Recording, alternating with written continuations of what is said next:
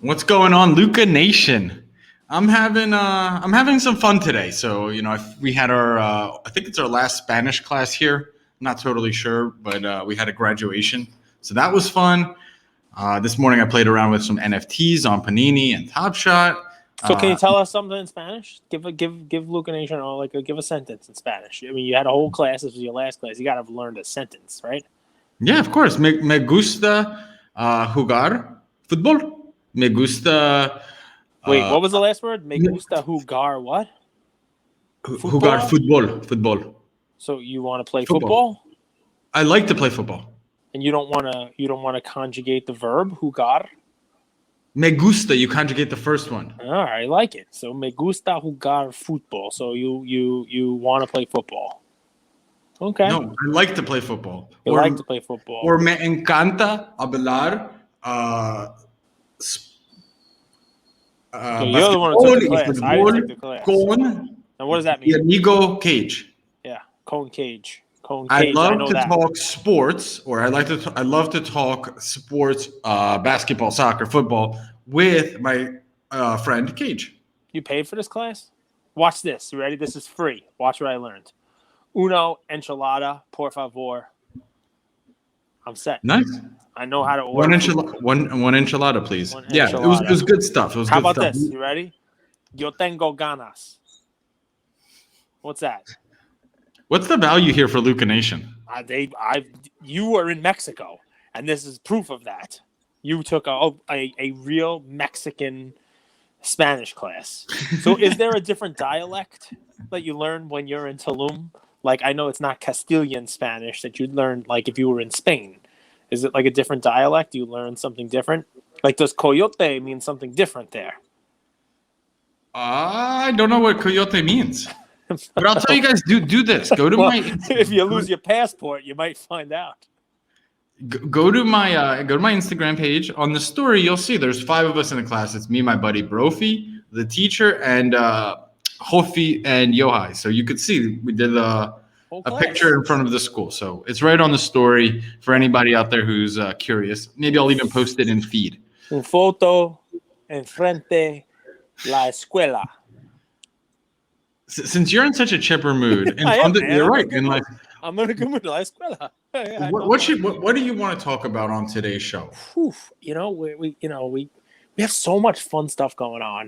We really do. We have so much fun stuff going on. It's a Monday, and you always tell me, like, bring the energy, especially on a Monday, right? Because Monday's a chance to start it off right. Monday's always a chance, and I did not end off Sunday right.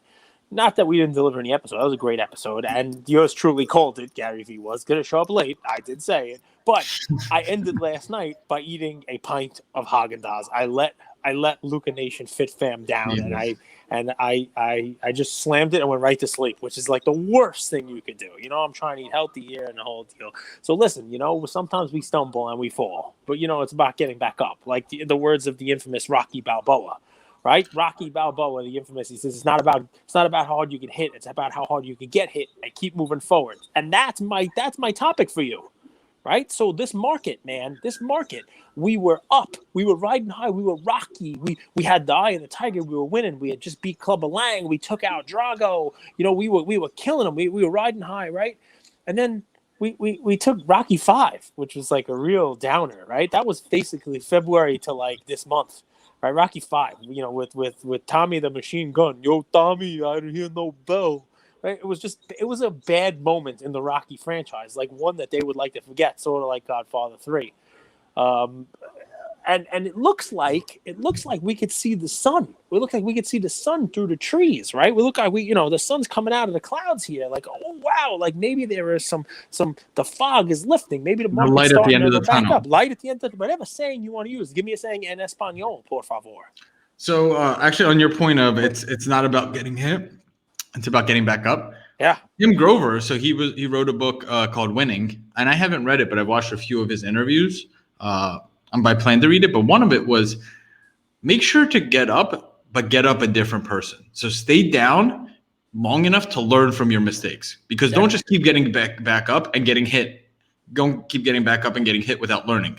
Grover said that, I was like Ralph because he played the piano. I mean, Grover's a fool, man. He was like, he put on the super capes and he would fly into buildings and stuff. That sounds a pretty smart thing for a guy. Grover was always like, he was always getting mashed up. So it seems like we're talking past each other on the first 5 minutes of today's episode. To finish my point, right? So here, is there a way for Luca Nation to take advantage of the fact that the market might be turning up and that there are things that are kind of like maybe still lagging that market, you know what I mean? And that we can maybe take advantage of. When the market was up, we came on here and we talked about like dibs and we didn't understand it. And we said, wow, that Ronald Acuna card's worth $500. Yep. But you go on dibs, it's $27,386 for a piece of the pie. Remember the whole pie versus the piece of the pie thing, right? Well, now the full pie of a lot of these cards has gone down significantly. And obviously the slices followed suit, right? The slices of the pie came down too. So is there a reverse? I'm not picking up what you're putting down. So Cage is teeing me up for my play today. I didn't expect it to come this early in the episode. No, because the whole episode should be about this. It's about learning from the markets, watching market trends. This is important stuff. So go for it. So I'll talk specifically about collectible, but I think it makes sense to have an account on all three platforms, Otis, collectible, and Rally. But let's use an example. Let's use the example of the Mantle 8 card that sold 2 weeks ago. I think it was last week, right? So you guys have to remember these fractional share companies, they report to the SEC. So they have trading hours. They trade during the week, Monday through Friday, and they usually allow for collectible, I know, is from 3 p.m. Eastern to 4 p.m. Eastern. Well, that's interesting because auctions, most of the best auctions like Goldin, end on a Saturday night or a Sunday night or a Friday night typically. Is that right, Cage? Yep. Yeah, so, usually weekend. Yep. So let's use the Mantle 8, for example. The Mantle 8 was a highly sought-after card. It was 1.1 million at its peak. Then it dropped back down to maybe 1.3 million at its peak. Then it dropped down to 2 sales and 800,000, then back into the million. And the last sale was a beautiful Mantle 8 sold for 2.2 million. So now let's fast forward. What happened the Monday after? The Monday after, at 3 p.m. Eastern, the fractional share companies, the investors on those fractional share companies, bid up the fractionalized version of that card 20, 30, 40% over 2-3 days. Now, it's not an efficient market. So what you can do, and I couldn't do it last week, but I did it today, and I'll get into that, is you could place an order, kind of like a market order or a limit order, and as soon as the trading window opens at 3 p.m. Eastern, it tries to fill your order based on if there's seller bids available. Pretty straightforward. So as soon as that happened, the card got bid up. I think it was the share price of the Mantle 8 was like $14. It got bid up to $20 in a span of 30 minutes. That's one example of a Mantle card, PSA 8, that ended in a Goldin auction, and immediately the next Monday morning or next Monday afternoon got bid up 40% on fractional. Now let's use that same example. You guys know the Jordan card sold for $840,000. One of the nicest cards there are out there of that Jordan, and we're going to talk about something in a bit. But the same thing happened. So today, fool me once, shame on me. Fool me twice, fool me once, shame on you. Fool me twice, shame on me. I wasn't going to allow the same mistake to happen. So I had money in my fractional account, and I said, as soon as the market opens, I put an order before market open for the Jordan PSA 10 that they have on the fractional site. When that Jordan 10 IPO'd, it was a $600,000 card around February, March. Then it dipped back down to, I think it was 25, 26, closed on Friday at 26 and a quarter. And then it's already been bid up to $38. Okay? $38. The secondary market is valuing it at $380,000 to call. Exactly. Right? It closed on Friday at 260K value. Now it's at 380K is what the card is valued at. And we'll see. This is just what I'm recording this maybe 17 minutes after the market open. So it's up almost 50%. At 39 would be 50%. So, it's like buying Tesla and it going up 50% in a day. And let me ask,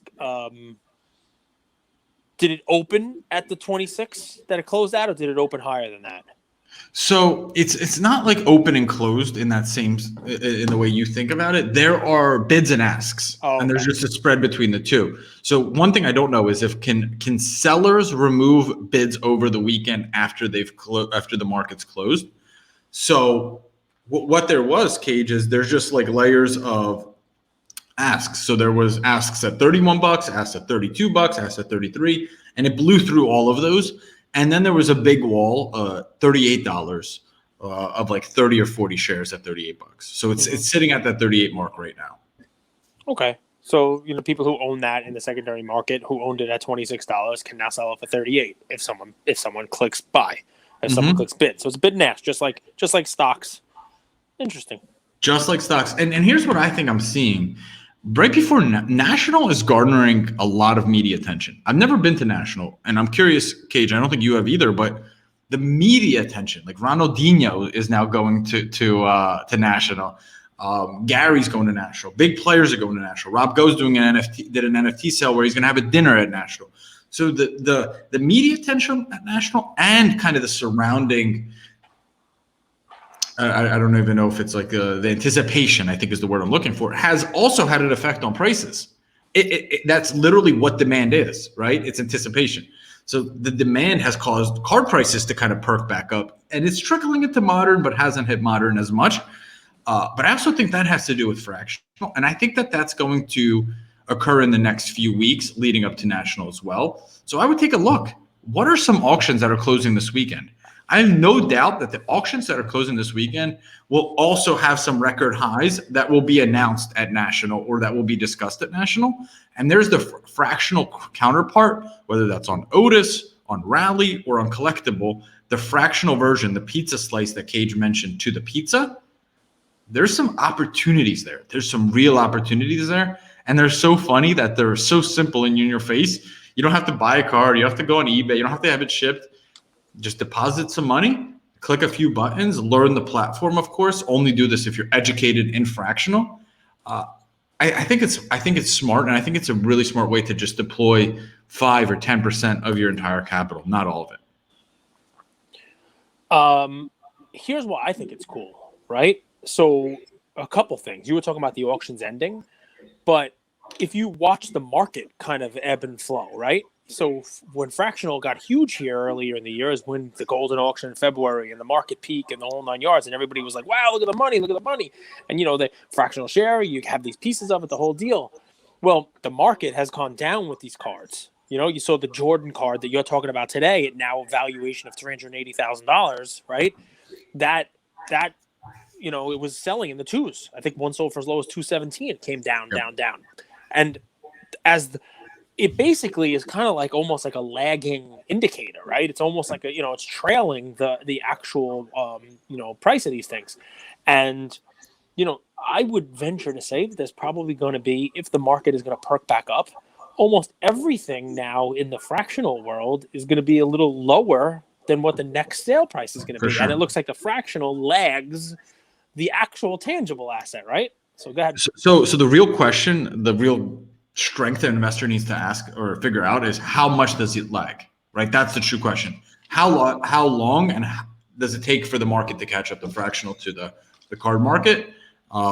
Because everything is really a lagging measure, right? Like stock prices are a lagging measure to earnings, but it just gets priced in almost instantly when it comes to Amazon and those stocks, because institutional money comes in and trades before the markets.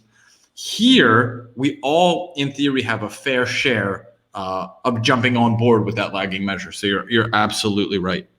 Yeah, I mean, it's the ability to jump in. Basically, that's the key. I really like it, but I guess what I'm saying is, if you think that fractional, for the most part, is made up of higher end stuff, and that higher end stuff is about to kind of reverse trend, or it's about to start moving back up, then almost all of it could potentially be seen as a bargain opportunity.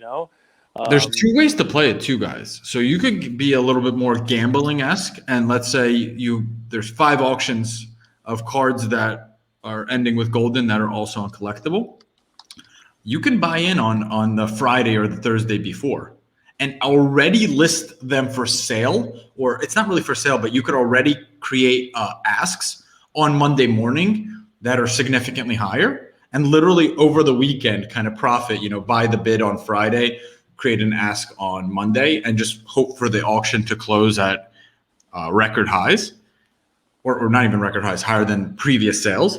Record highs just get an extra layer of attention. Or like I did today, which was a little bit more reactive, you can buy in already with the information of, hey, that Jordan 10, it closed at a record price of $840. I'm going to go to collectible and buy at 3 p.m. Eastern as soon as the market opens. There's kind of two ways to play it.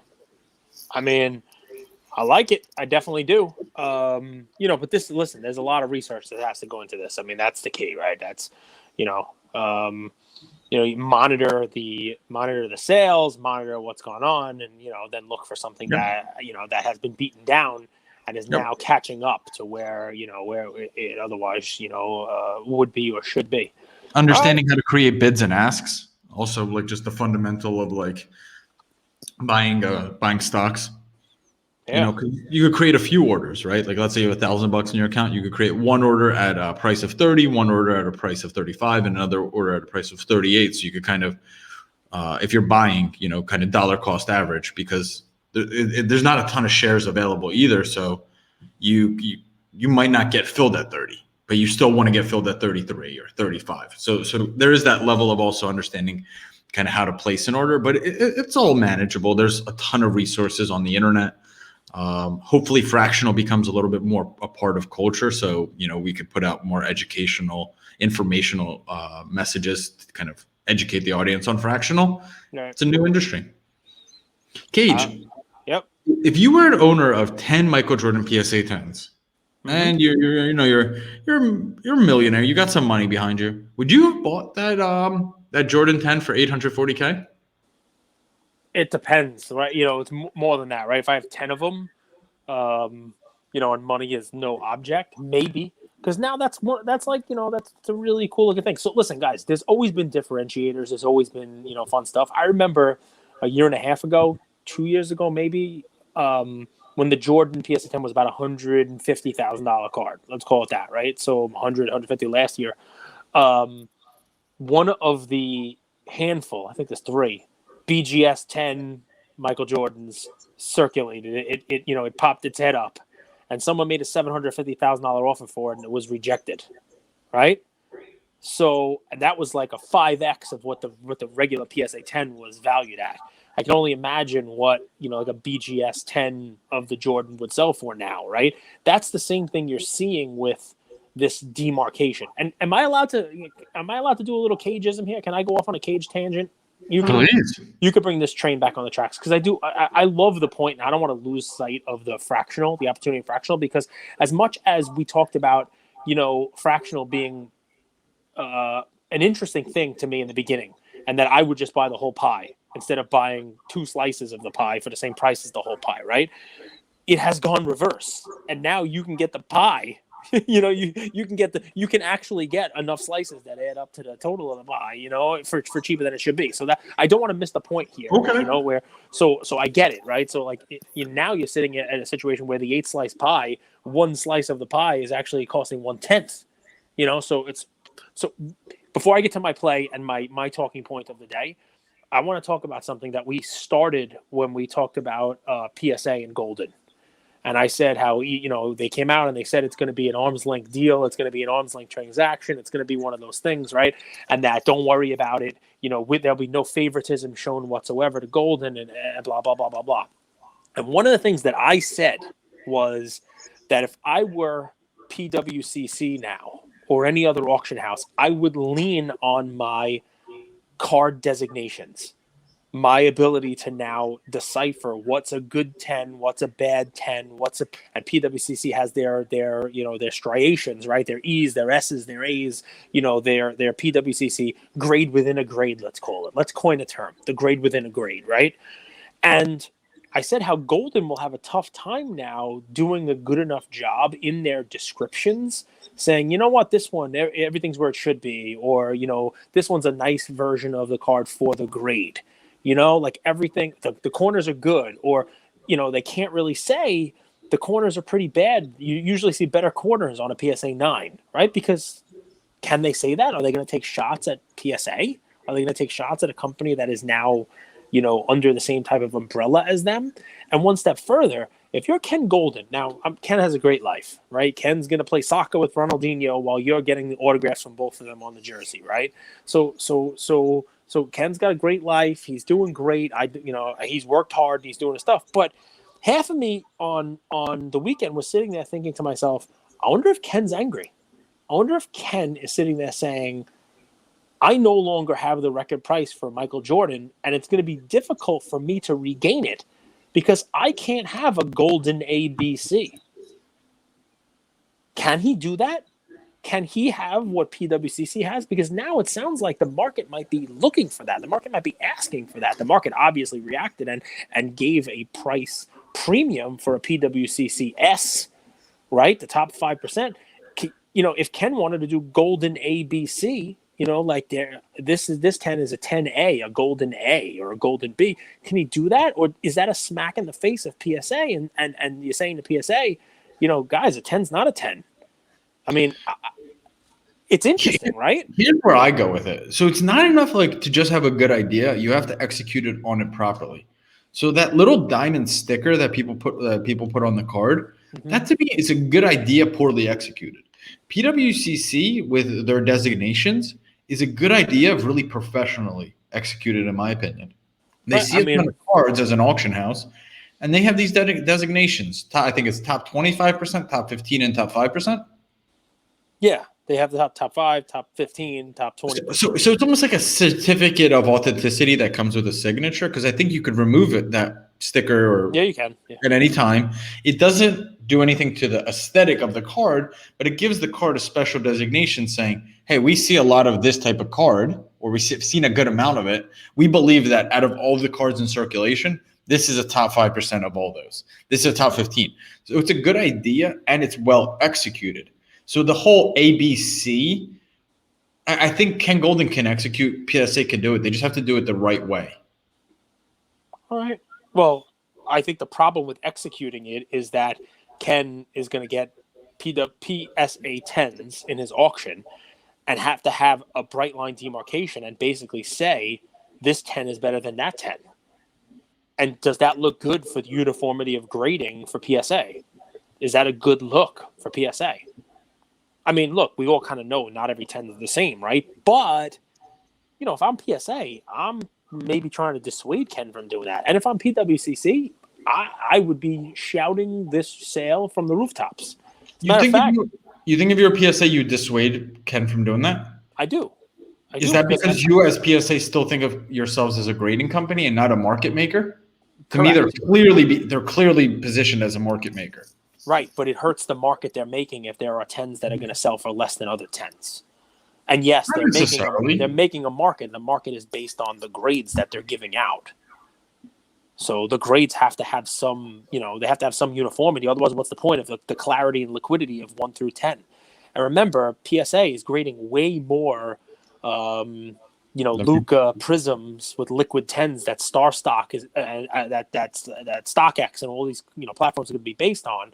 And once you start getting into is this a good 10? Is this a 10A, a 10B, 10C? You lose the ease of use of PSA. You lose that whole it's a 10 or it's a 9, and then you have the liquidity of the sale. You don't want to have now these comic book style 9.8, 9.6, 9.4, 9.2 sort of grading on these things. At least I don't want that.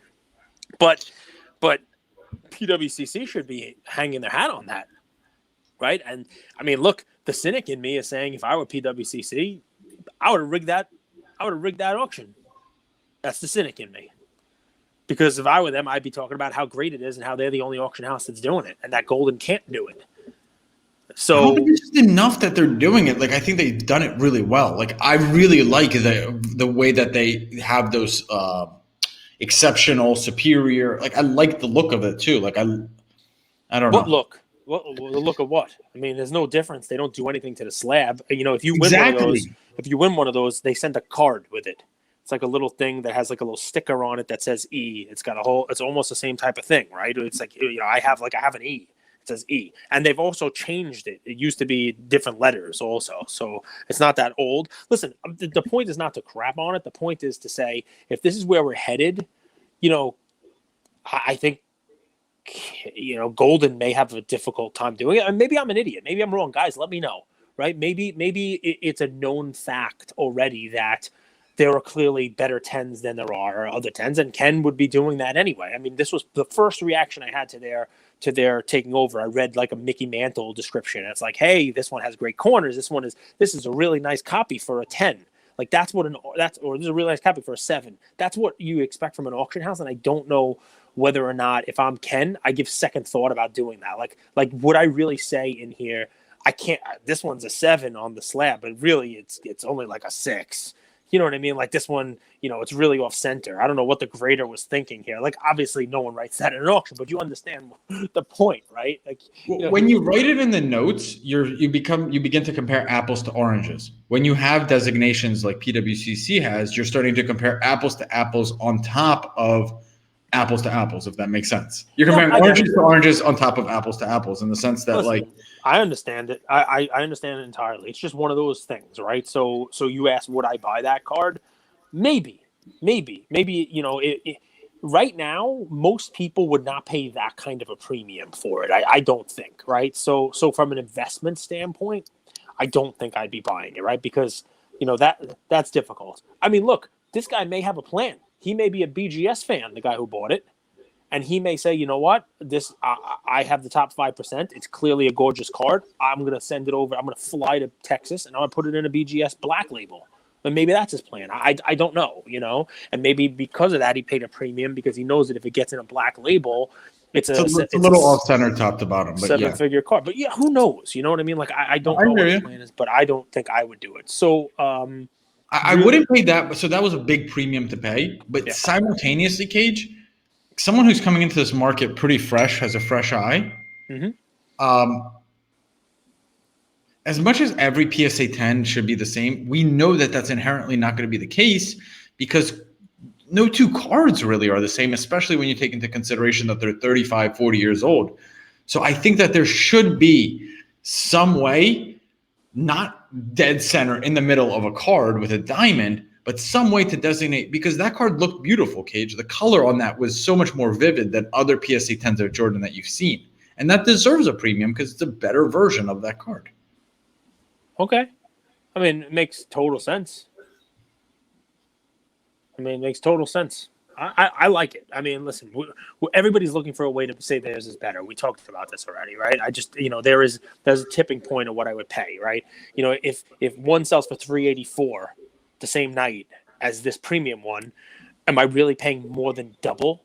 If we say, okay, a decent copy is worth $384 and I have $800,000, am I buying 2 decent copies or 1 exceptional copy? That's a difficult call. Right? It's a difficult call. I might go with the 2. I mean, as long as they're not the bottom 5% too. So my play, very, very straightforward. We'll go right into it, guys. He's not back yet. No rehab assignment yet, but this is the exact time I want you guys to look at his stuff, right? Because you did not get the news articles in your fantasy thing that he's on rehab or that he's out, but you're going to get that soon, right? Because he's very close to fully recovered. He was on the 60-day IL. If you wanted to lever back into Mike Trout, this is the time to do it before he gets called back up, before he's coming back in, before he's playing alongside of, Shohei, who's getting all the attention in the world. Joe Adele did not get called up, but the other rookie, their Angels top outfield prospect, Brandon Marsh, did. No one even knows who he is, so no big deal. He's got some decent power.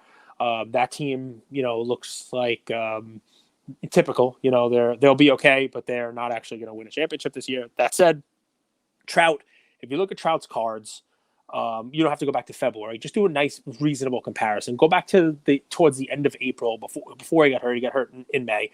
Go back to the end of April, and I'll just use for measuring because you can pick whatever Trout card you want. The play here is getting in on Trout now before it's too late and his prices go right back up. I always look at the rookie, the 2011 Topps Update PSA 10, right? So there's a US 175, I think, is the number on it, right? If you go back into the end of April, that card was selling for $4,500.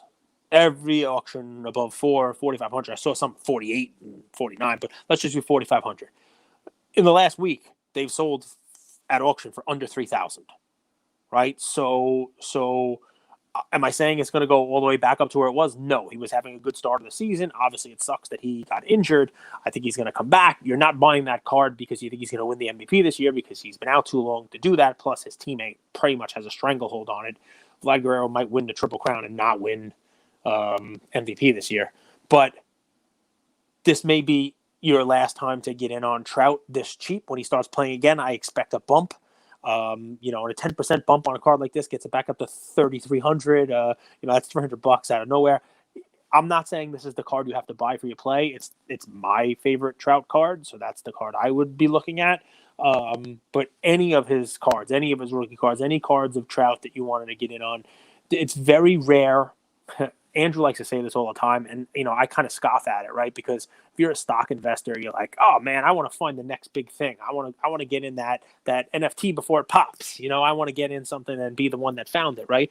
It's not as sexy to buy Amazon when it has that one bad quarter, or buy Apple when it has that one bad quarter. But you know what happens after it has that bad quarter? It's probably the best time to buy. More often than not, you're buying what Andrew likes to say is you're buying a quality asset at a discount. And those quality assets, they're not often discounted. And Mike Trout is down basically 50%. I have to go up 50%. It's down 1,500 from 40. It's down a third. So it's down, from 4,500 to 3,000. It's down 33%. He's injured. And, that obviously is going to take a card down. That he's going to come back. And you know what happens, guys. As soon as people start reading headlines that he's coming back, the card will go up even before he gets on the field. So if you were looking for a time to get in on Trout, now is that time. I read a funny comment on the internet. I think it was someone was doing a Q&A. I can't remember who, but it was does adding Trevor Lawrence to the Jaguars bring up the value of Jacksonville wide receivers like Laviska Shenault? My guy. That was my play. Laviska Shenault. Who else is giving you guys Laviska Shenault as a play? And you know what's funny? I gave that play, and I got a message from somebody, a Luca Nation member who will not be named, and it was, not real venom, not real fire. It was like, damn it, he's actually really good, and I've been stocking up on his stuff, and now I'm not going to be able to anymore because you gave it as a play. So there are people out there who buy these guys, these bargain wide receivers. And yeah, it definitely will help him. Come on now. 100% it's going to help. Now, I liked Gardner Minshew, so Trevor Lawrence has a big hill to climb with me. I was a huge Minshew fan. I bought into Minshew mania totally. I have another topic. One last one, quick one. Shoot. So some kid got arrested. Some young man got arrested at I think it was the Dallas or Atlanta show. I can't remember exactly. Yeah. But I don't get why the hobby necessarily does this, and I think he should be punished. But every single account just about has posted photos or videos of this young man getting arrested for stealing. We put people on blast so quickly in the hobby, I've noticed. Yeah, we do. That's what we do. People get put on blast. Meanwhile, I think he stole a 101 and then came back the next day and tried to sell it. It was beyond stupid on both fronts. You shouldn't steal, but why would you come back to the show? Just to me, it's so quick. We're looking for content. Pages are looking for content. And it's this. Everyone you would scroll down. There was videos of this guy stealing. It's all right, I get it. Listen, if you're doing it so people watch out and never do a deal with this guy, okay. But what are you really doing? You're actually kind of incentivizing someone else to do it and become Instagram notorious. No, really? You think people are going to steal because they think they're going to become famous by being posted by hobby accounts? No, but I think the reverse is also true. I don't think the accounts that are posting about this guy are necessarily trying to protect the hobby. I think they're just trying to get a bunch of quick likes and comments. Okay. All right. Well, listen, I will give everybody a little altruism here. I'm going to give everybody a pass and just assume that everybody here wants to make sure we all know two things. One, don't deal with this dude. And two, more importantly, there are a lot of people going to the show this year who it's their first time at the show. And you took security pretty seriously, right? You were talking about putting that tile, which I did look up, by the way. My kids have them in their backpacks now on their way to camp. And they have no idea. So tile. Is that you bought it? Yeah, man. All right, Kyle. Listen, I make fun of you, but you have some very good ideas. I'm allowed to say this. I'm saying it. We're recording. It's on the air. It's here. It's forever going to be out there. You have some good ideas. You have some stinkers, but you have some good ideas too. That was an interesting one. So, but point being, you're concerned about people who are going to the national, and obviously, what these people are pointing out is there are some bad actors out there, right? And people who will go to some extreme lengths, right? I mean, you're wearing your awesome PSA backpack when they used to give those out when they still had the Collectors Club, when they actually still graded cards when they were open. You guys remember way back then when PSA was actually open? People can unzip those backpacks when you're not looking. Be careful with your PSA backpack. It gets unzipped. That's no good. But truth being, I'm going to give everybody a pass and just assume that people are just saying, look out. Whether you're a dealer, people are going to swipe stuff off your table. I mean, every LCS I go to tells me stories about somebody came in and tried to steal packs off their table. Somebody come in and tried to steal a grown man tried to steal packs, and I'm like, all right, well, you caught him. What'd you do? I told him he's not allowed in my store again. All right, well, thanks for not calling the cops on him. That was nice of you, I guess. But, I mean, I'm going to give everybody a pass. That's what I'm going to do. You don't want to give him a pass? It's fine. Now, you want to talk about some fun content? Lamine James has really turned up the fun content. Right? Somebody sent him. Now, it's awesome when you are the top of the ladder on these memes. Did you see the one that he has the patch? He's like, the perfect card doesn't exist. And he stops. It was a South Carolina Gamecocks patch. To look at college football. Yeah. But they left the word game out of the patch. So the swatch was just Cox. I mean, like, come on now. And then the other one called Simp. Simp, yeah, Simp. Do you know what a Simp is? No. I have no idea. Can you explain it to me? Please. The way I understand it is there's a lot of women, really beautiful women influencers out there who post photos of them in bikinis and looking hella good. And there's just men in the comments like, marry me. Or these are the best ones. These crack me up. Or I can't wait to get my Lamborghini back from the auto body shop. Or just hilarious ones where they're young men are trying to get attention of the Instagram. Doesn't it just mean to suck up? Like you're trying to do way too much for someone, like you're trying too hard, and now simping is like sucking up, schmoozing, I guess pining over romantic interests, probably part of it for you as well. I just thought we were talking about Simple Jack, but no, it's okay. It's like a simple. Everything comes back to movies with you, huh? It is, yeah. I mean, it definitely does. It definitely does. You can't do Simple Jack though, because you can't go full. That's the key. All right, Indiana Jones was a movie someone posted in our chat today. A picture of a scene from the movie, and I had no idea what was going on. Indiana Jones was 4 movies, and you didn't know what it was. Yeah, there were 4 Indiana Jones movies. The Crystal Skull we can kind of forget about. Temple of Doom, fantastic. The Last Crusade, also very good. But the movie that picture was from in one of our groups was the Raiders of the Lost Ark. They were putting the Ark away at the end. And people were saying that's what my basement probably looks like, because we always talk about all the things that are in my basement. It's pretty funny. The Lost Ark is not in my basement, although it could be. I don't know. There are corners of the basement I haven't seen in a while. Cage, you know how there's IMDb, Rotten Tomatoes, and Metacritic? Mm-hmm. And I always find critics are always way harder on movies than fans. I always love that. But have you ever considered being a critic? No, only of you. No, but okay, fine. Have you ever considered reviewing movies? Yeah, sure. And then the fat guy, the fat guy just took my job. I mean, hey, let's watch some movies. We'll get fat, and what we'll do? We'll decide whether the movie gets 1 thumb up or 2 thumbs up. I mean, how did I not think of that first?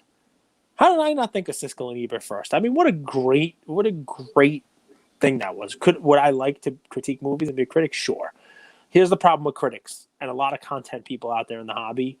You need to probably learn this, right? It's easy to be a critic. Critic's one of the easiest things in the world to be, but all they do is tear crap down. They're not actually building anything.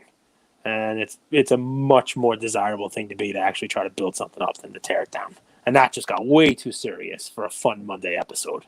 Well, I would say sometimes it's nice to balance a little bit of the two, right? Yep.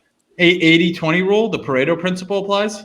80% building, 20% taking shots and having some fun. Because banter and trash talk is fun.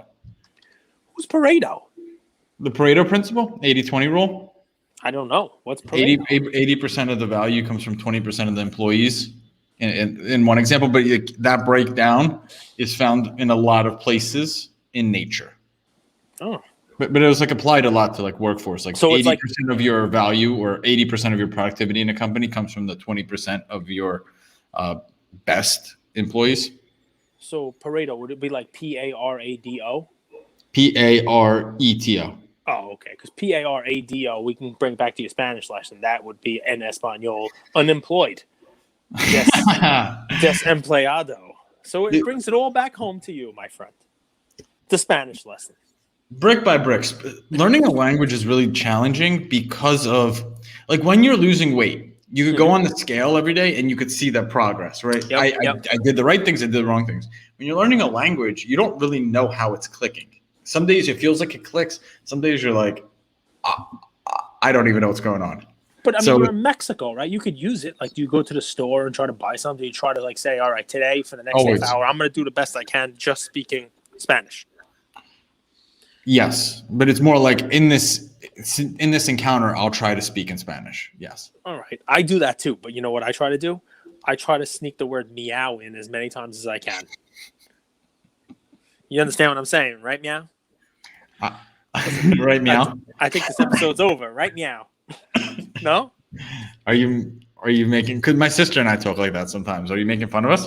No, not at all. But you obviously haven't seen the movie Super Troopers, which is where she gets it from. Is that really from there? Yeah. We would say, like, Mom, can you make me dinner, right, meow? You're joking, right, meow? I swear to God, we've never seen Super Troopers, and we do talk like that around the house. I actually may have to just quit right now. If you're telling the truth, and you're not lying to me, right, meow, then do I look like a cat to you? Do I drink milk from a saucer? Am I hopping around all hibbity-bibbity? No? You've never seen this? Oh, my God. You have to just do me a favor. Shut this off. Pull up on Netflix, whoever it is, Super Troopers. You could fast forward if you want. Or just go on YouTube and put in Super Troopers meow. And you will see it. You will see it. They pull a car over, and it's how many. I think he pulls over maybe Jim Gaffigan. Maybe he pulls over like a comedian. I think, and he says the word meow like 15 times, and or 11 times, something like that. So are you pulling it up now? I'm not pulling it up right now. You have to. Your recall on movie quote lines is through the roof. Like I'm good at recalling conversations and like things people tell me. That actually comes from working at the cafe. Like I would remember something someone would tell me about, their personal life or work or whatever, and I would recall that the next day. Mm-hmm. Builds a lot of customer loyalty. Your recall on insignificant things on movie lines is insane.